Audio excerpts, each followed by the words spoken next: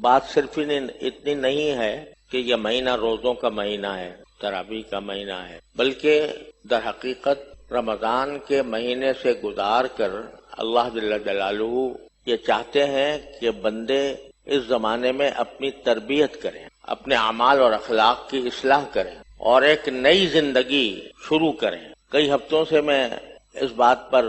زور دے رہا ہوں کہ معاشرے میں جو فساد پھیلا ہوا ہے، چاروں طرف سے ہم فتنوں اور مصیبتوں میں گرفتار ہیں، اس کا واحد علاج یہ ہے کہ ہر بندہ اپنی اپنی جگہ پر خود اپنی اصلاح کی فکر میں لگ جائے۔ تو یہ مہینہ جو یہ اپنی اصلاح کرنے کا ایک بہترین تربیت کا کورس ہے جو اللہ تبارک و تعالی نے مقرر۔ خود رسول کریم سرور دو عالم صلی اللہ علیہ وسلم نے شعبان کے آخر میں رمضان شروع ہونے سے پہلے صحابہ کرام کے سامنے خطبہ دیا تھا، جس میں آپ نے اس رمضان کی اہمیت بیان فرمائی اور اس مہینے کی خصوصیات بیان فرمائی، تاکہ صحابہ کرام پہلے سے اپنے آپ کو تیار کریں کہ اس رمضان کے مہینے میں وہ زیادہ سے زیادہ اپنی اصلاح کی فکر کریں۔ لہذا رمضان المبارک کا استقبال ایک تو طریقہ اس کا رسمی نوعیت کی ہے کہ بہت سے ملکوں میں اور ہمارے ہاں بھی کچھ جلسے منعقد کیے جاتے ہیں استقبال رمضان کے نام سے، وہ تو ایک رسمی کارروائی ہے، اس کا اتنا زیادہ فائدہ نہیں، لیکن رمضان کا استقبال اور رمضان کی تیاری یہ ہر مسلمان کو یہ چاہیے کہ وہ پہلے اس مہینے کی اہمیت کو محسوس کرے۔ یہ مہینہ کیوں آیا ہے؟ دیکھو تو رمضان کے مہینے میں بھی اسی طرح دن اور رات ہوتے ہیں جس طرح عام مہینوں میں ہوتے ہیں، جس طرح عام دنوں میں سورج نکلتا ہے رمضان میں بھی نکلتا ہے، اور دنوں میں غروب ہوتا ہے رمضان میں بھی غروب ہوتا ہے، اور دنوں میں دن اور رات آتے ہیں رمضان میں بھی آتے ہیں۔ دیکھنے کے اعتبار سے کوئی فرق نظر نہیں آتا رمضان کے دنوں میں اور عام دنوں میں، لیکن اللہ تبارک و تعالی نے اس مہینے کو اپنے ساتھ ایک رابطہ اور تعلق کا اور تقدس کا رشتہ اس کے ساتھ قائم فرما کہ رمضان کا مہینہ یہ اللہ تبارک و تعالیٰ کا مہینہ، اور اس کی مختصر اور آسان لفظوں میں تشریح یہ ہے کہ ہم سال کے 11 مہینے اس طرح گزارتے ہیں کہ اس میں زیادہ تر ہماری سوچ بچار اور دوڑ دھوپ کا محور یہ دنیاوی زندگی ہوتی ہے، کھانا کمانا اور سونا جاگنا، اسی میں ہمارے اوقات زیادہ تر اوقات صرف ہوتے ہیں۔ ٹھیک ہے، اس میں اللہ تعالیٰ جن کو توفیق دیتا ہے تو 5 وقت کی نمازیں بھی پڑھ لیتے ہیں، لیکن اگر 5 وقت کی نمازوں کو جوڑ کر دیکھا جائے تو سب ملا کر گھنٹہ 1.5 گھنٹے سے زیادہ نہیں، باقی 23.5 گھنٹے یا 23 گھنٹے یا 24 گھنٹے 23 گھنٹے جو گزرتے ہیں وہ سب ہمارے اپنے ذاتی اپنے کھانے کمانے میں یا اپنے جسم کو آرام دینے میں یا جسم کی تربیت کرنے میں صرف ہوتے ہیں۔ حالانکہ جب انسان کو پیدا کیا گیا تھا تو اللہ تبارک و تعالیٰ یہ فرماتے ہیں کہ وَمَا خَلَقْتُ الْجِنَّ وَالْإِنسَ إِلَّا لِيَعْبُدُونَ، میں نے جنات اور انسانوں کو صرف اس کام کے لیے پیدا کیا تاکہ وہ میری عبادت کریں۔ تو اصل مقصد جب زندگی کا عبادت ہوا تو ہونا تو یہ چاہیے تھا کہ 24 گھنٹے ہی عبادت ہوتی، زیادہ زیادہ تھوڑا وقت کھانے پینے کے لیے نکال لیا جاتا، تھوڑا وقت جو ہے وہ اپنے بشری حاجتوں کو پورا کرنے کے لیے نکال لیا جاتا، گھنٹہ 2 گھنٹہ 2.5 گھنٹہ، باقی سارا وقت عبادت میں خرچ ہوتا۔ لیکن اللہ تبارک و تعالیٰ نے یہ کرم فرمایا کہ یہ کہہ دیا کہ بھائی عبادت کے لیے دن میں تو ہم تمہارے اوپر 5 نمازیں بس فرض کرتے ہیں، 5 نمازیں پڑھ لیا کرو، اور باقی اوقات میں تم اگر کھاؤ کماؤ گے بھی اور اچھی نیت سے کھاؤ کماؤ گے، صحیح طریقے سے کھاؤ کماؤ گے تو ہم اس کو بھی عبادت میں شمار کر لیں گے۔ یعنی جیسے تجارت ہے یا ملازمت ہے یا زراعت ہے، یہ اپنی ذات میں تو عبادت نہیں ہے، یہ تو انسان کے اپنے پیٹ کے لیے انسان یہ کام انجام دیتا ہے۔ لیکن اللہ تعالیٰ نے فرمایا کہ اگر تم اچھی نیت سے کام کرو گے کہ بھئی میں اپنے نفس کا حق ادا کر رہا ہوں، اپنے گھر والوں کا حق ادا کر رہا ہوں اور حلال طریقے سے کمائی کر رہا ہوں، اور جو کمائی کروں گا وہ حلال طریقے سے کروں گا، حرام سے اپنے آپ کو بچاؤں گا، تو اللہ تبارک و تعالیٰ نے اپنے فضل و کرم سے اس کو بھی عبادت شمار کر لیا۔ حقیقت میں عبادت نہیں تھی، کھانا کھا رہے ہیں تو بھئی اپنی پیٹ پوجا کرنے کے لیے کھا رہے ہیں، بھوک مٹانے کے لیے کھا رہے ہیں، لذت کے لیے کھا رہے ہیں،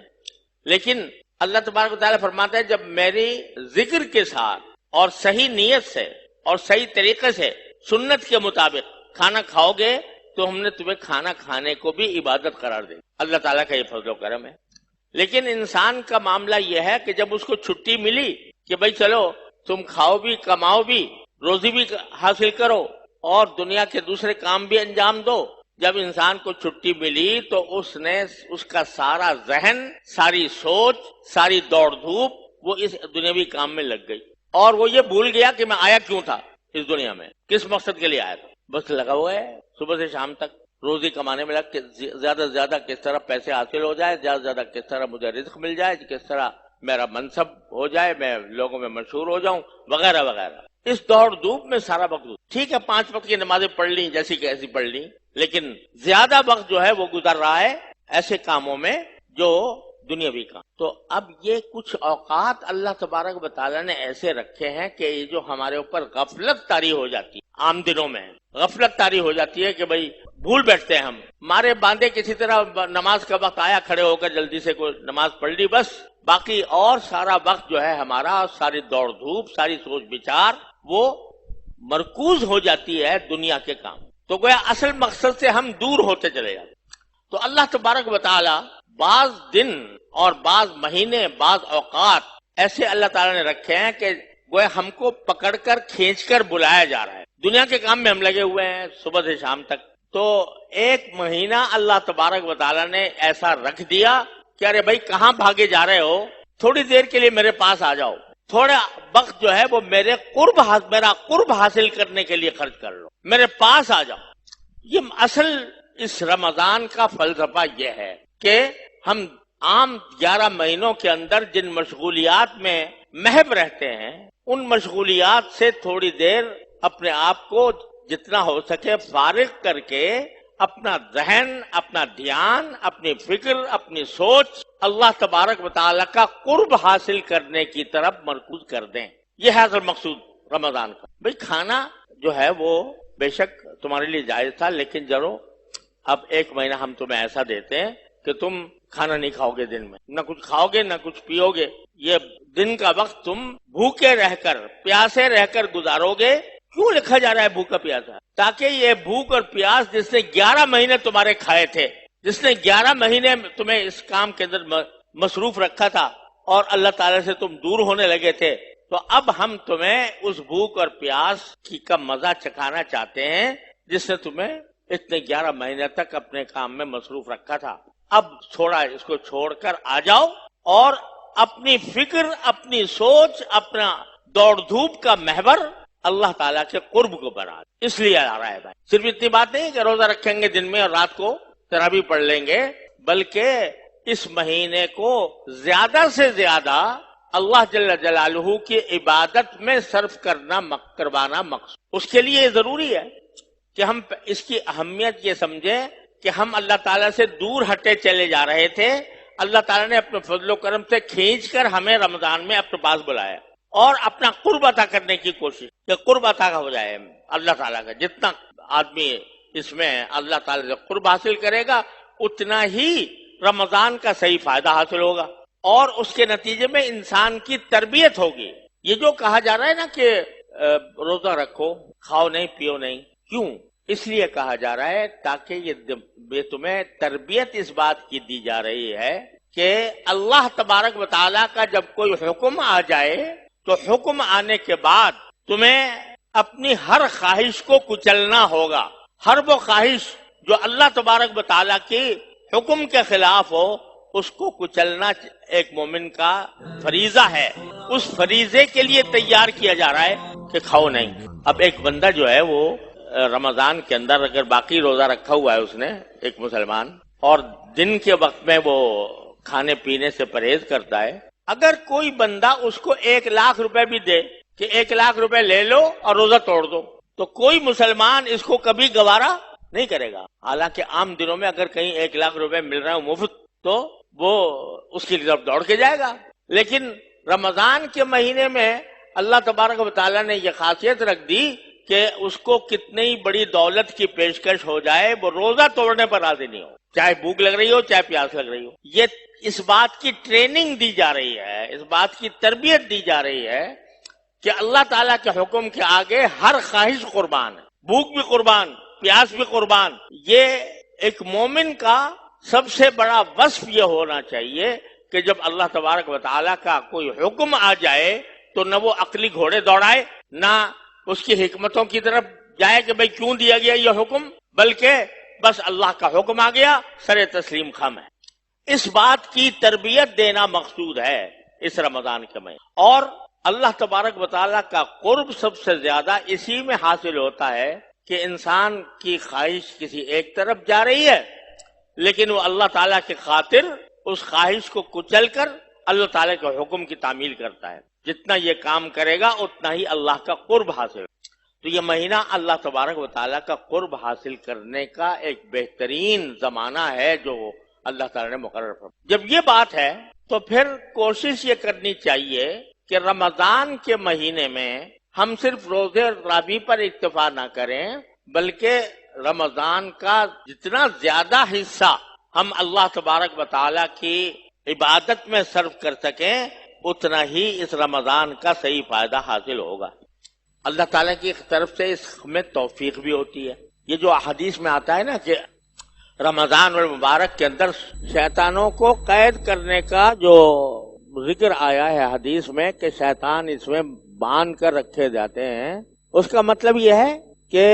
اس میں ہر مسلمان کو اس زمانے میں کچھ رغبت بڑھ جاتی ہے اللہ تعالیٰ کے عبادت کرنے کی۔ عام دنوں میں شیطان بہکاتا ہے اور اس کی وجہ سے انسان اللہ تعالیٰ کی عبادت کے میں اس کو مشقت محسوس ہوتی ہے، سستی آتی ہے، لیکن رمضان میں اللہ تعالیٰ نے ایک ایسی فضا پیدا فرما دی ہے شیطان کو قید کر کے کہ ہمارے لیے عبادتوں کو آسان بنا دیا۔ اب آپ دیکھیے کہ